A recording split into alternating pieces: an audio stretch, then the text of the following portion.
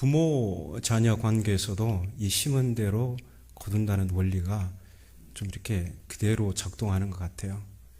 제가 어렸을 때 이 옷에 뒤에 이렇게 택이 달려 있잖아요.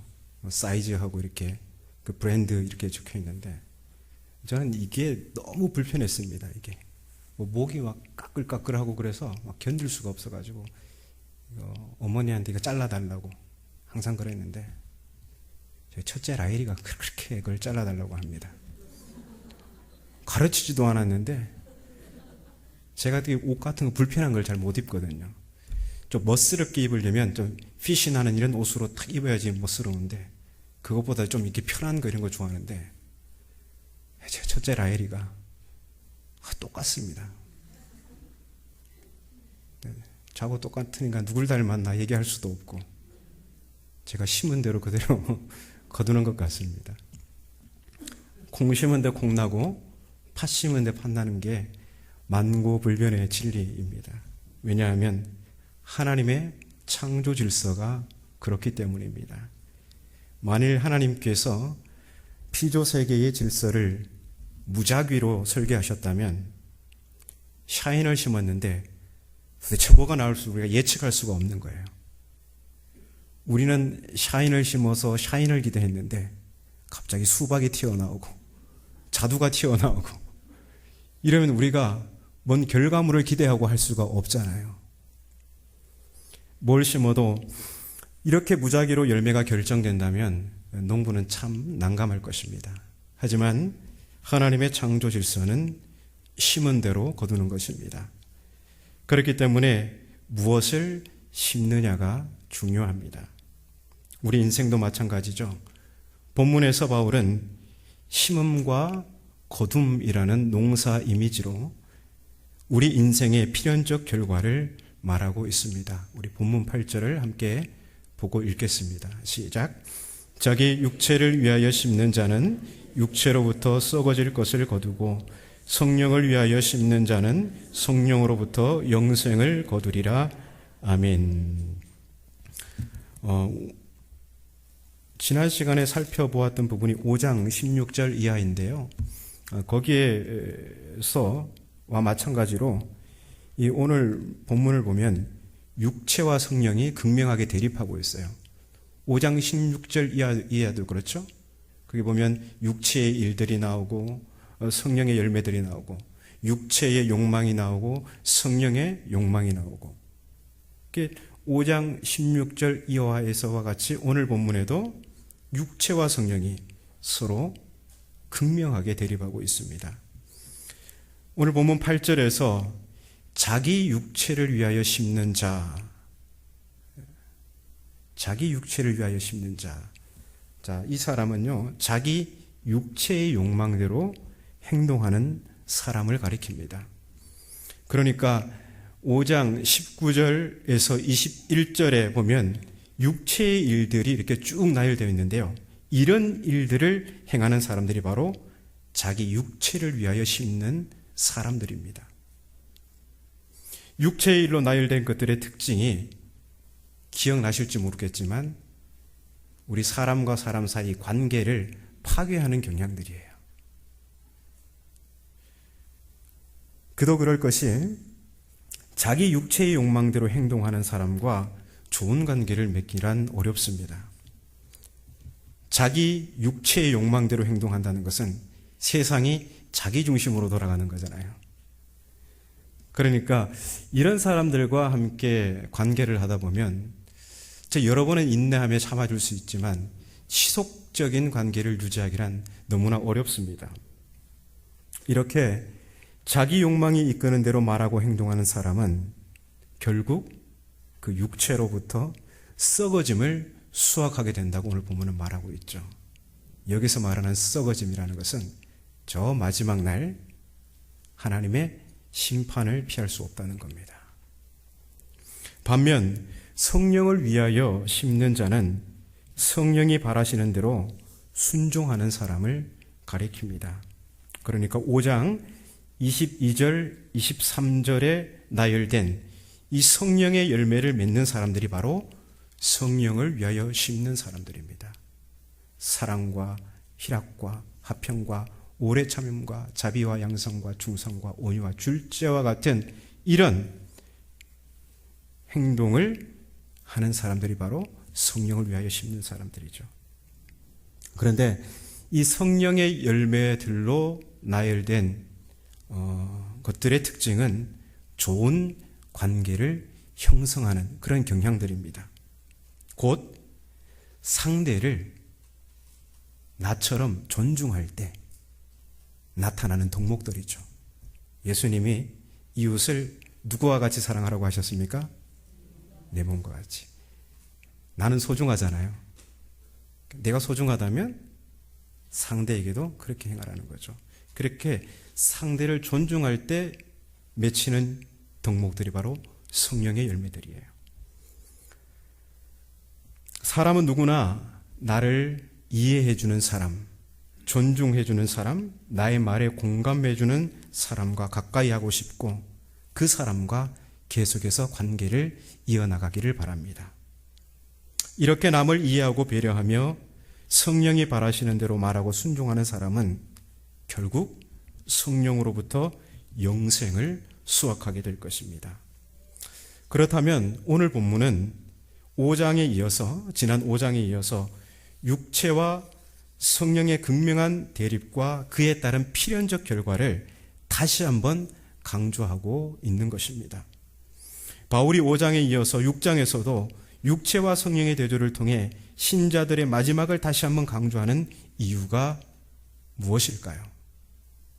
그것은 하나님이 세우신 행위 심판 원칙을 분명히 하기 위해서입니다.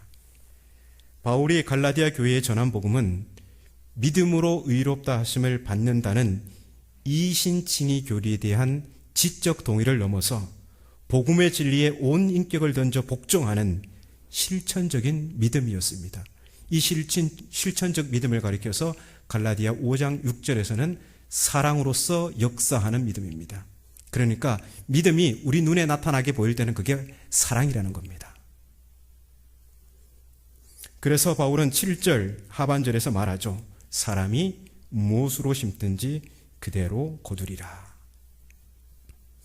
심은 대로 거둔다는 것은 하나님의 절대적 신념인 행위 심판 원칙을 천명하는 것입니다. 아마 많은 그리스도인들은 바울의 이 말이 불편할지도 모릅니다. 왜냐하면 영생 혹은 구원에 있어서 인간의 행위는 그 어디에도 자리할 곳이 없다고 배웠기 때문입니다. 저도 신대원을 졸업할 때까지는 이렇게 생각했습니다. 지금 자수자백하는 것입니다. 우리가 여기서 한번 숙고할 것이 있습니다. 우리가 가진 복음의 진리는 어디에 토대를 두고 있느냐 하는 것이죠. 물론 우리는 주저없이 그야 당연히 성경이지요. 이렇게 대답할 것입니다. 그런데 틀림없이 그럴까요? 제가 질문 하나 드리겠습니다. 여러분들은 찬송가나 복음송 있죠? 이거 혹시 악보를 배우고 배우셨나요? 아니면 오랜 시간 이 공중예배에 참석해서 익숙해지고 아니면 오디오를 통해서 이렇게 지금 알고 있는 이런 박자와 음으로 찬송을 부르고 계신가요? 거의 대부분은 듣고 배우셨을 겁니다. 그 음대에 가면 그 성악과에 보면 그 노래를 부를 때 처음에는 음악을 듣지 못하게 합니다. 피아노 건반을 하나하나 음표를 짚어가면서 박자와 그 음을 정확하게 악보대로 부르게 하는 훈련을 해요.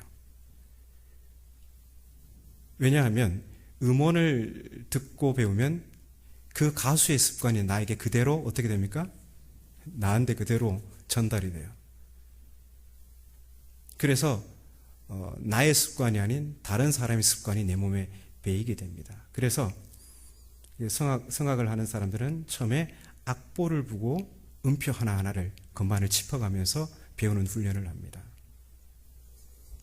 그런데 그 음악 전공하는 사람들이야 그렇지 대부분은 거의 공중예배나 음원을 듣고 이렇게 익숙해집니다. 앞에서 예배 인도하며 찬송을 부르다 보면 회중인 여러분과 제가 엇박자가 좀 날 때가 있어요. 내 마음에 살아계시네 늘 여기 느림표가 있는데 지난주에 보니까 느림표는 저만 그러니까 관성에 늘 살아계시네 이렇게 관성으로 가죠. 네. 뭐 저도 100% 악보대로 부르는 건 아닙니다. 그냥 그렇게 부르려고 노력하는데 저에게도 실수가 있고 그렇습니다. 그런데 제가 여러분과 이렇게 가끔 이렇게 엇박자가 나는 이유가 뭘까요? 저는 가급적 이렇게 악보대로 부르려고 노력하고 여러분은 지자교의 스타일로 찬송하기 때문입니다. 네. 지자교의 스타일이 뭐죠? 오랜 시간 이 지자교의 공예배에서 익숙하게 불러왔던 방식이에요. 그런데 그 방식이 찬송가 악보와 사뭇 다를 때가 있잖아요. 그리고 여러분 이렇게 찬송가 한번 펴보시면요. 한번 그냥 딱 200장 펴기 편하죠. 200장 딱 펴면 첫 번째 마디에 요렇게 꺽쇠 표시된 거 있지 않습니까? 꺽쇠 표시. 그리고 두 번째 마디 맨 끝에 보면 다시 꺽쇠 표시가, 닿는 꺽쇠 표시가 있죠. 이게 뭔 표시일까요?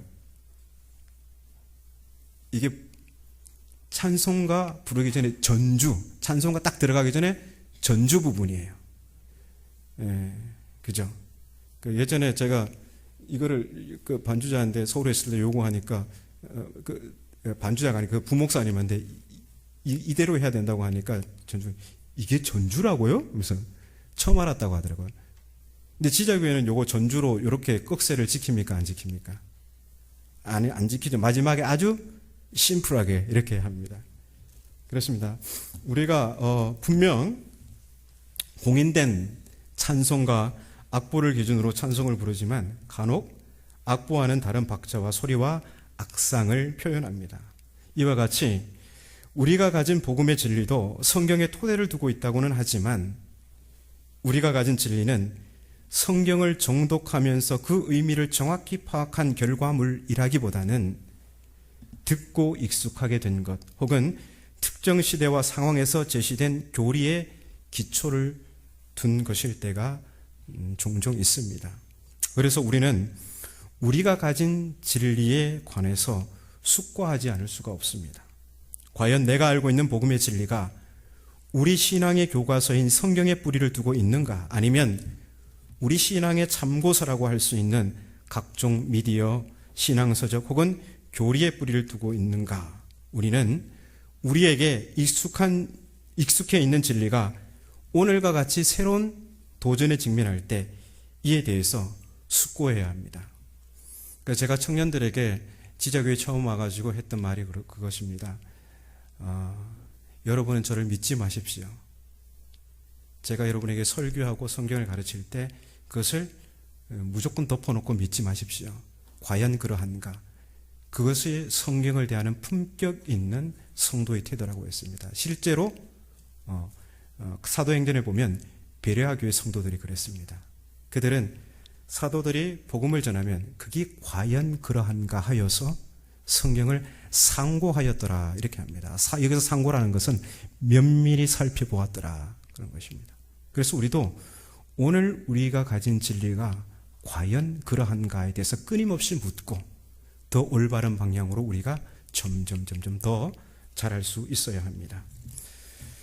많은 그리스도인들은 행위 심판 원칙에 대한 거부감을 가지고 있습니다. 구원 혹은 영생을 논할 때 인간의 행위를 말하면 발끈하죠.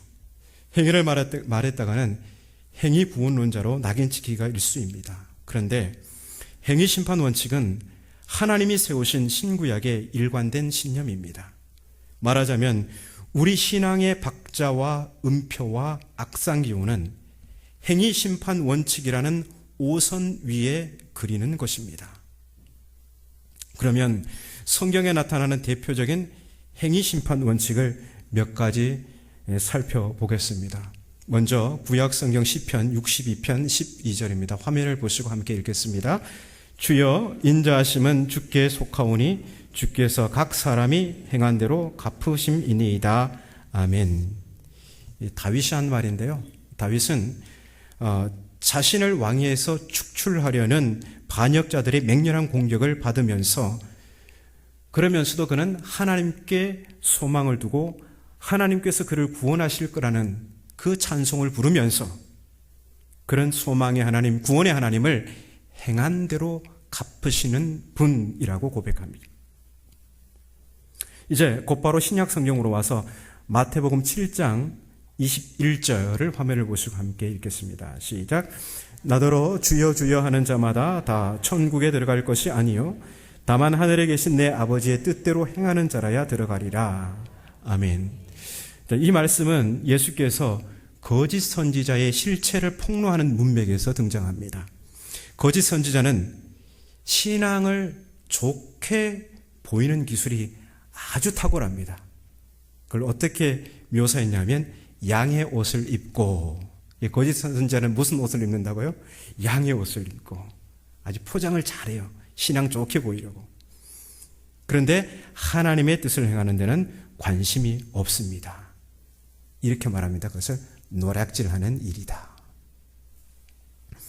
겉모양이 아무리 좋아 보여도 하나님의 뜻대로 행하지 않는 거짓 선지자는 천국에 들어갈 수 없습니다. 이유는 간단해요. 행위 심판 원칙에 위배되기 때문이에요. 예수님은 우리가 이러한 경고를 그냥 지나칠까봐 그 유명한 종말 심판 비유로 다시 한번 행위 심판 원칙을 강조하는데요. 그 비유는 산상설교의 결론인 반석 위에 집을 지은 사람과 모래 위에 집을 지은 사람의 최후를 비교하는 이야기입니다. 자, 반석 위에 집을 지은 사람을 예수님은 이렇게 말씀하고 있습니다. 내 말을 듣고 행하는 자. 그러니까 듣는 자만이 아니라 내 말을 듣고 행하는 자입니다. 자, 이런 사람은 비가 내리고 창수가 나고 바람이 불어 그 집에 부딪혀도, 이 표현이 뭐냐면 종말의 심판을 상징하는 비유적 표현이에요. 자, 이 폭풍과 불어도 어떻게 됩니까? 이 사람은 무너지지 않는다는 거예요. 반면 모래 위에 집을 지은 사람은 예수님의 말씀은 듣긴 들어요. 그런데 행하지를 않아요. 자, 이런 사람은 폭풍을 견디지 못하고 부서져 무너내립니다. 행위 심판 원칙을 강조하는 예수님의 말씀이죠. 이게 산상수훈의 결론이에요. 쭉 말씀하신 후에 듣고 행하는 자가 복되도다, 이 말씀하는 거예요. 자, 이어서 요한복음 5장 29절을 함께 읽겠습니다. 시작. 자, 화면에 좀 보여주세요. 시작. 선한 일을 행하는 자는 생명의 부활로, 악한 일을 행한 자는 심판의 부활로 나오리라. 아멘. 자, 이 말씀은 아버지께서 아들에게 종말의 심판 권한을 주셨다고 말씀하시는 문맥에서 등장합니다. 그러니까 심판의 주로 다시 오실 예수님은 그날에 선한 일을 행한 자는 생명의 부활로, 악한 일을 행한 자는 심판의 부활로 나오게 하실 것입니다. 판단의 기준은 행위입니다. 계속해서 로마서 2장 6절에서 8절 말씀을 함께 읽겠습니다. 시작. 하나님께서 각 사람에게 그 행한 대로 보응하시되 참고 선을 행하여 영광과 존귀와 썩지 아니함을 구하는 자에게는 영생으로 하시고, 오직 당을 지어 진리를 따르지 아니하고 불의를 따르는 자에게는 진노와 분노로 하시리라. 아멘. 로마서에 나오는 행위 심판 사상입니다. 이 또한 다르게 해석할 여지가 조금도 없습니다. 자, 끝으로 요한계시록에 나오는 두 구절을 함께 살펴보겠습니다. 먼저 21장 13절입니다. 함께 읽겠습니다. 바다가 그 가운데에서 죽은 자들을 내주고 또 사망과 음부도 그 가운데에서 죽은 자들을 내주매 각 사람이 자기의 행위대로 심판을 받고. 아멘. 자, 이 말씀은 요한계시록에서 마지막 종말의 심판을 다루는 내용입니다. 자, 그리고 22장 12절을 함께 읽겠습니다. 시작.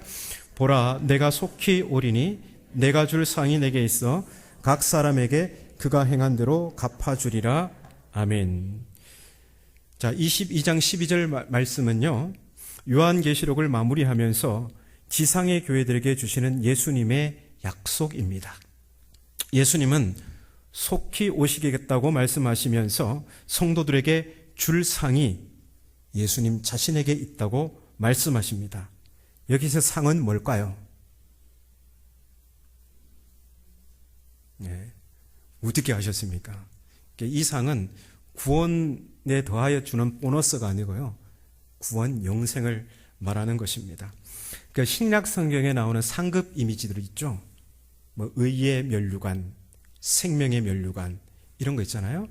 이거는 거의 다 정말로 그 영생 구원을 말하는 상징적 표현이에요.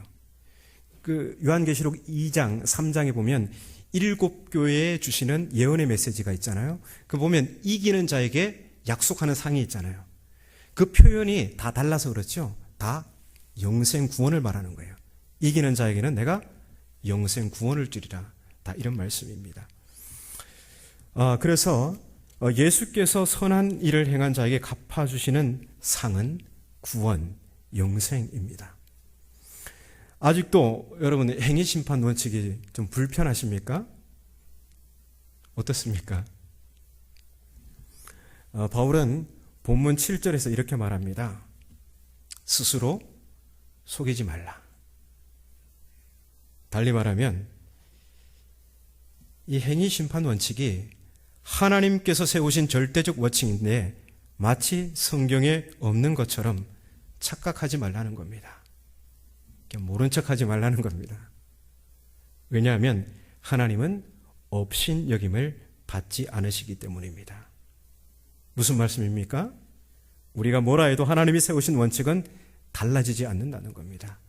우리가 마지막 심판대 앞에 섰을 때 재판장이신 예수님 앞에서 그냥 믿으면 된다고 했는데요? 아니, 저는 그렇게 알고 있어요. 그렇게 빨리 그냥 저는 양의 자리로 빨리 넣어주세요. 그렇게 말하면 주님께서 어떻게 말씀하실까요? 성경 읽었냐? 여기에 나와 있는데, 이렇게나 많이 나와 있는데 다 봤잖아. 다 알고 있잖아. 나는 안 속아. 나는 업신여김을 당하지 않아. 예수님께서는 그렇게 말씀하실 겁니다. 인간은 하나님이 세우신 원칙을 조작하거나 날조할 수 없습니다. 그렇게 하면 그 사람의 미래만 위험할 뿐입니다. 그렇다면 우리는 어떻게 반응해야 할까요? 하나님이 세우신 행위심판이라는 이 5선 위에다가 우리 신앙의 화음과 박자와 악상기호를 써가야 합니다. 그렇다면 성령의 열매들은 행위심판 원칙이라는 5선 위에 우리가 써가야 할 신앙의 음표와 박자와 악상기호들입니다. 곧 사랑과 희락과 화평과 오래 참음과 자비와 양성과 충성과 온유와 절제와 같은 영의 열매들이 행위심판 원칙이라는 5선 위에 그려야 할 우리 믿음의 자태입니다. 바울은 이러한 우리 믿음의 자태를 본문 9절에서 선행이라는 단 한 단어로 압축해서 설명합니다. 표현 방식이 다를 뿐이지 성령의 열매들이 곧 선행이고 선행이 곧 성령의 열매들입니다. 마태복음 5장 16절에서 예수님은 이를 풀어서, 선행을 풀어서 착한 행실이라고 표현하셨어요. 한번 함께 읽어볼까요? 자, 시작. 이같이 너희 빛이 사람 앞에 비치게 하여 그들로 너희 착한 행실을 보고 하늘에 계신 너희 아버지께 영광을 돌리게 하라. 아멘. 오늘 본문 9절에 나오는 이 선행이 10절에서는 또 어떻게 표현됩니까? 예수님의 말씀처럼 착한 일, 착한 행동, 그런 거죠. 이렇게 풀어서 또 10절에는 설명하고 있습니다. 여기에 너무너무 중요한 진리가 있어요. 흔히 믿음과 도덕 혹은 성령과 선행을 구분합니다. 하지만 성경은 도덕적 삶을 믿음의 작용이라고 합니다. 도덕적 삶이 믿음의 작용이라는 말은 믿음이 우리 눈에 가시적으로 드러날 때 그것은 도덕적 삶으로 나타난다는 겁니다. 또 선행은 성령의 열매들이라고 하죠. 그런데 왜 믿음과 도덕적 행위, 성령과 선행을 구분하는 이분법이 공공연하게 진리 노릇을 할까요? 이 행위심판 원칙을 부정하기 때문입니다. 이 하나님의 원칙을 인정하지 않으면 우리 강단에서는 계속해서 믿음과 도덕적 행위를 구분하고 성령과 선행을 애써 구분하여 행위 없는 심판 혹은 행위 없는 구원을 주장할 것입니다. 하지만 그러한 태도는 적어도 성경에서 찾아볼 수가 없습니다. 성경은 도덕적 행위, 선행 혹은 온유와 절제와 인내와 같은 행위들이 모두 성령께 속한 거룩한 것이고 이를 믿음과 성령으로부터 애써 분리하여 무시할 때 그 사람의 미래가 위험할 것임을 경고하고 있습니다. 그도 그럴 것이 복음은 우리의 도덕적 책임을 전혀 하향 평준화시키지 않습니다. 오히려 복음은 모세의 율법보다 더 고차원적인 믿음의 자태를 요구합니다. 산상설교를 보면 예수님은 모세의 가르침 중에서 6가지 주제를 재해석해서 사람들을 가르치고 있습니다. 말하자면 모세의 가르침 대 예수님의 가르침입니다. 그래서 예수님은 이러한 언어의 틀로 설명하는데요. 모세는 이렇게 말하였지만 나는 이렇게 말한다. 예컨대 모세는 살인하지 말라. 누구든지 살인하면 심판을 받게 되리라 하였지만 나는 너희에게 이렇게 말한다. 형제에게 화를 내는 자마다 심판을 받게 되고 형제에게 욕설을 하는 자는 기소당하게 되고 미련한 놈이라 하는 자는 지옥불에 들어가게 되리라. 자, 모세의 율법이 요구하는 것보다 복음의 요체이신 예수님의 요구가 당혹스러울 정도로 고차원적이에요. 자, 하나만 더 볼까요? 모세는 간음하지 말라 하였으나 나는 너희에게 이렇게 말한다. 음욕을 품고 여자를 보는 자마다 마음에 이미 간음하였느니라. 이렇듯 복음은 행위 없는 또는 순종 없는 구원을 약속하지 않습니다. 그래서 복음은 그리스도인의 도덕적 책임을 전혀 하향 평준화시키지 않습니다. 디도서 2장 14절을 보면 그리스도께서 우리를 위해 자신의 생명을 주신 이유를 이렇게 말하고 있습니다. 그가 우리를 대신하여 자신을 주심은 모든 불법에서 우리를 속량하시고 우리를 깨끗하게 하사 선한 일을 열심히 하는 자기 백성이 되게 하려 하심이라. 자, 이 말씀을 한번 띄워주실래요? 화면에. 네. 여기에 예수님께서 우리를 위해서 자신의 몸을 내어주신 목적이 나옵니다. 3가지가 나오는데요. 먼저 모든 불법에서 우리를 속량하기 위해서. 속량은 예수님의 몸값을 지불하시고 우리를 대사셨다는 겁니다. 자, 2번째 목적. 그래서 우리를 깨끗하게 하기 위해서. 그리고 마지막 3번째 목적. 선한 일을 열심히 하는 자기 백성이 되게 하시려고. 자, 여기에 3가지 목적 중에서 자, 무게는 어디에 실릴까요? 네, 마지막에 무게가 실리겠죠. 여러분, 은혜로 받은 복음은 우리에게 온전함을 요구하지 너희는 죄인이니까 안 돼. 그래서 그냥 심리적으로 믿어. 이렇게 말하지 않습니다. 우리가 저 미래의 구원을 향해 나아가는 것은 마치 농부가 밭에 씨를 뿌린 후 날씨의 변화에 민감하게 대응하고 작물의 양분을 빼앗아가는 잡초와 끊임없이 씨름하면서 결실의 가을을 수고와 인내로 기다리는 과정과 비슷합니다. 우리의 신앙 또한 마지막 결실의 날을 소망하며 어떤 상황에도 낙심하거나 포기하지 않고 부단히 성령을 위하여 심는 행위, 즉 선을 행하는 순종의 삶을 살도록 요구받습니다. 그리고 이러한 신적 요구의 순종으로 그의 믿음을 나타내는 사람이 영생을 수확하게 될 것입니다. 우리가 선을 행하되 낙심하지 말지니 포기하지 아니하면 때가 이름에 거두리라. 물론 영생은 우리 자신의 선행으로부터 수확하는 것은 아닙니다. 본문 8절 말미에서 보듯이 영생은 성령으로부터 수확하는 것입니다. 그러니까 영생은 우리가 성령의 밭에 부단히 선행의 씨를 심을 때 성령의 자양분을 받아서 마침내 성령으로부터 결실하게 되는 것이죠. 여기서 요점은 성령의 자양분, 그리고 성령의 열매는 선을 행하라는 하나님의 요구에 순종으로 응답하는 사람에게 제공된다는 사실입니다. 불순종해도 된다는 것은 아닙니다. 그러므로 순종, 곧 행위 없는 구원은 없습니다. 최후의 심판대에서 재판장이신 주님은 우리의 행위를 보십니다. 그리고 각 사람은 자기 행위에 따라 심판받을 것입니다. 그러므로 하나님 앞에 설 그날을 의식하면서, 늘 그날을 의식하면서 성령을 위하여 심으시기 바랍니다. 어떤 상황에도 낙심하거나 포기하지 마시고 부단히 선을 행하시기 바랍니다. 그러면 결국 성령으로부터 영생을 수확하게 될 것입니다. 이제 간단히 결론의 말씀을 우리가 나누겠습니다. 10절을 함께 읽겠습니다. 시작. 그러므로 우리는 귀에 있는 대로 모든 이에게 착한 일을 하되 더욱 믿음의 가정들에게 할지니라. 아멘. 자, 이 말씀에서 더욱 믿음의 가정들에게 하라, 이 권면은 그냥 잘못 보면 믿지 않는 사람과 믿는 사람을 차별해서 믿는 사람에게는 더 많은 선행을 행하고 믿지 않는 사람에게는 조금만 하고, 이렇게 오해할 수가 있는데요. 그런 말씀이 아닙니다. 선한 일은 믿지 않거나 믿는 자 모두에게 차별 없이 해야 합니다. 그러면 더욱 믿음의 가정들에게 하라고 권면하는 이유가 무엇일까요? 우리가 세상의 다른 사람들보다는 우리가 서로에게 더 많은 사랑과 선행으로 격려하라는 이유가 무엇일까요?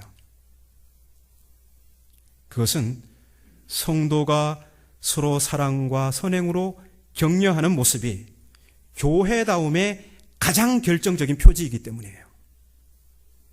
어떤 교회가 참 교회인가, 어떤 교회가 그리스도와 성령이 함께 하시는 교회인가, 그것을 가장 선명하게 나타내는 것은 바로 성도가 서로 사랑과 선행으로 격려하는 모습, 바로 그것입니다. 바울은요, 거짓된 복음으로 인해서 갈라디아 교회가 그 교회다움을 상실한 것에 대해서 너무나 가슴 아파하면서 이 갈라디아 편지를 썼습니다.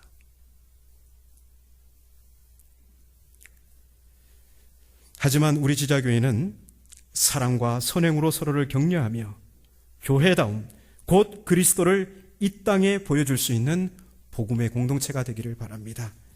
그리고 마지막 날 주님 앞에 섰을 때 성령으로부터 영생을 수확할 수 있는 복된 하나님의 자녀들 되시기 바랍니다.